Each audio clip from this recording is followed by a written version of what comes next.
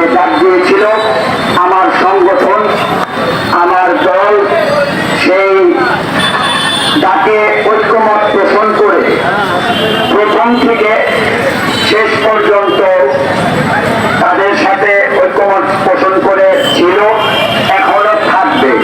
বৈষম্য বিরোধী ছাত্র আন্দোলন মানিকগঞ্জ যে ভূমিকা রেখেছে, অতুলনীয় একটা ভূমিকা রেখেছে।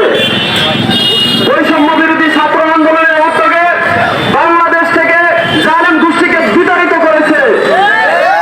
বৈষম্য ছাত্র বিরোধী আন্দোলনের পর থেকে ছাত্র জনতা যে বিপ্লব ঘটিয়েছে, তারপর থেকে নিয়ে যে সমস্ত সংখ্যালঘু ভাইরা রয়েছে, হিন্দু, খ্রিস্টান, ইহুদিরা, সর্বপ্রকার ভাইদেরকে নিরাপত্তার জন্য মানিকগঞ্জে